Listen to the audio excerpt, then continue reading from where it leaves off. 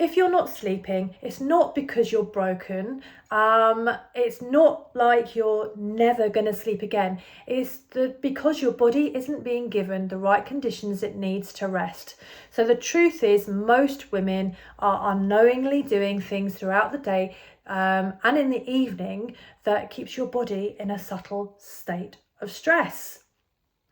So I'm Jane Long, I'm Jane Long Wellbeing, and I work with midlife women who feel exhausted, who are wired and unable to switch off, especially through the changes of menopause.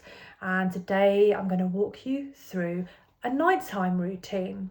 So in a past video recently, I walked you through a morning routine, and these two work in harmony together. And so they will support your body and mind into gentle harmony, so you'll have a better quality sleep. So let's get to it.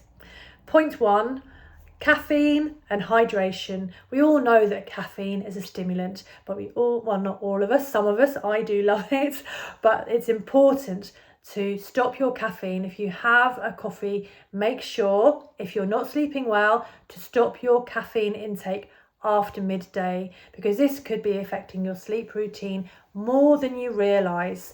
It could really bring a cortisol spike later on in the night when you're least expecting it. And during menopause, we can be more sensitive, so you can tolerate less caffeine than you realise. Hydration is important. So instead of the caffeine, making sure you've got plenty of water, maybe herbal teas, something that's not going to trigger your cortisol spikes, but also keeping your hydration earlier in the day. Trying to finish your last glass of water or cup of warm tea by 7 o'clock.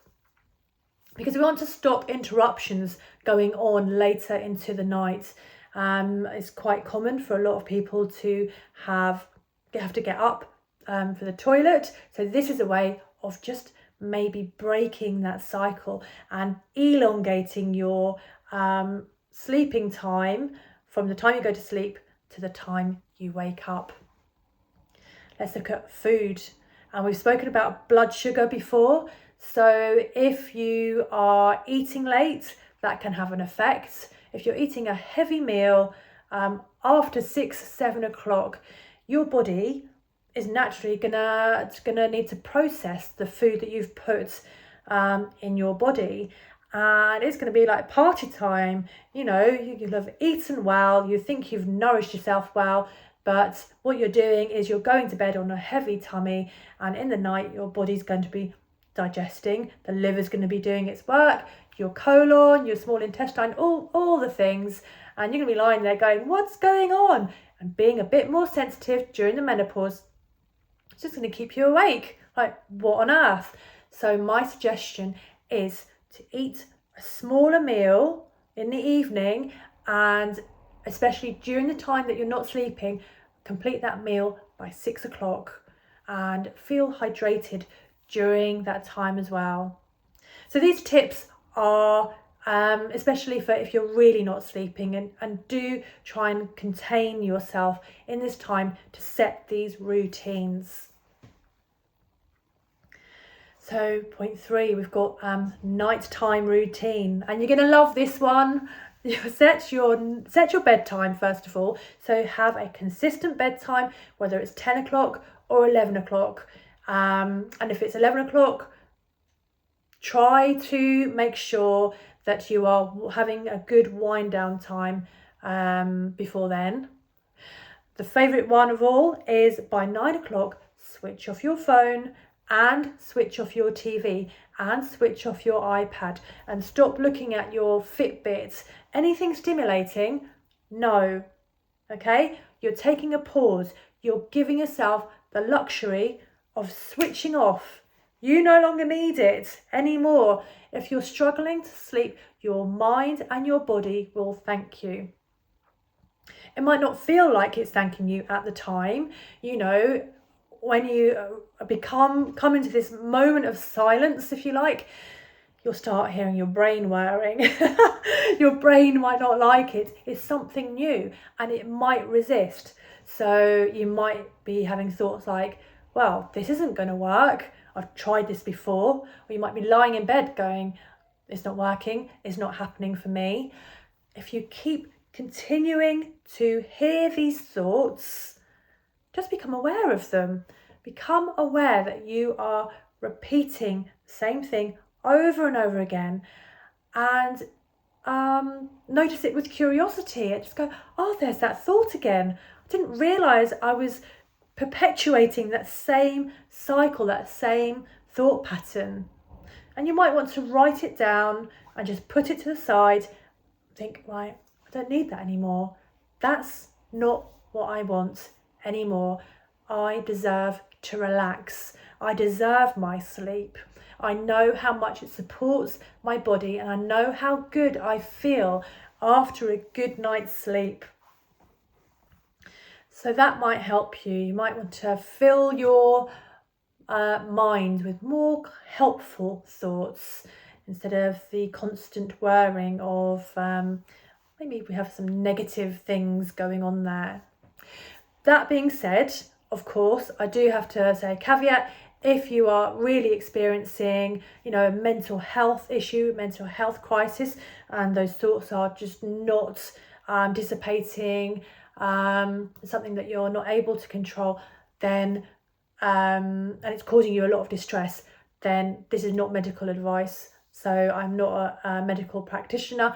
Go and seek medical advice and talk to your GP, and you'll get support in there. This is all well-being advice, self-care advice. Okay, instead of the screens, before you go to bed, you might want to get a light book and read, or just a magazine, flicking through something, maybe looking at some pictures even, just something just to absorb your time, to fill your mind up with something that's more colourful and enjoyable, like looking at some holiday photos or something like that. If you wake at night, no need to panic. To start off with, you could try staying in sleeping positions, try staying with your eyes closed, and start off a breathing routine, a breathwork routine. So just breathing in through your nose and out through your mouth, or breathing in through your nose and connecting it into your chest or your tummy. So it's the bridge between your head and your body.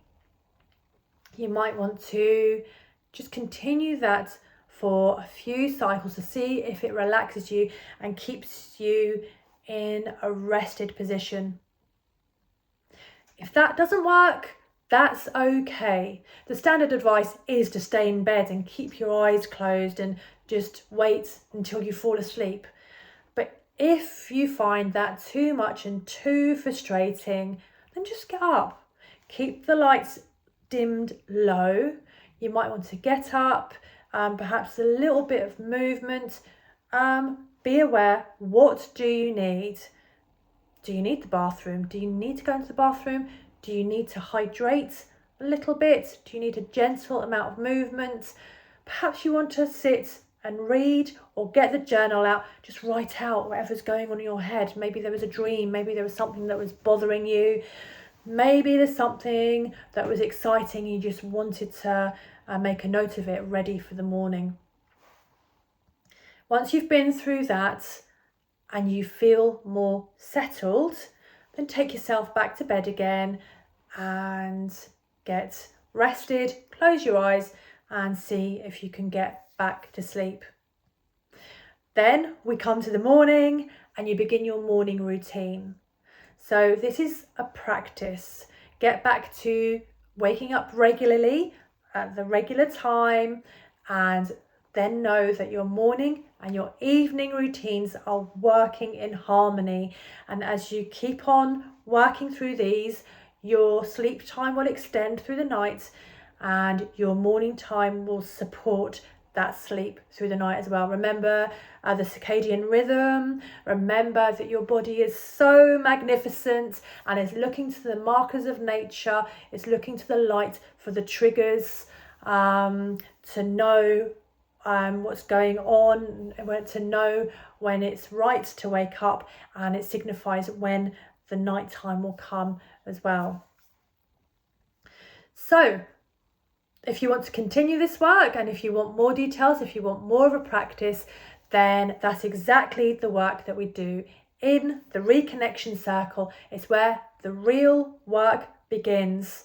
No fixes, no surface level advice. It's about learning how to understand your body, your nervous system, the patterns that you're in, how to gently change them so you can actually support yourself in a group setting in a way that actually works for yourself. So if you're tired, wired, exhausted, unable to switch off, and you're looking and feeling dull and exhausted, then come and join us in the Reconnection Circle. We'd be excited to have you. So to finish, if you enjoyed this video, please press the like button, subscribe to my channel so you see the next video coming up, and place a comment in the comment section. What works for you to help you sleep? Do any of these pointers help you? Is this any new advice? Is there anything else that you'd want to know from me? Any more shares, and I'll do another video for you. So until then, have a great day, have a great sleep, and see you in the next video.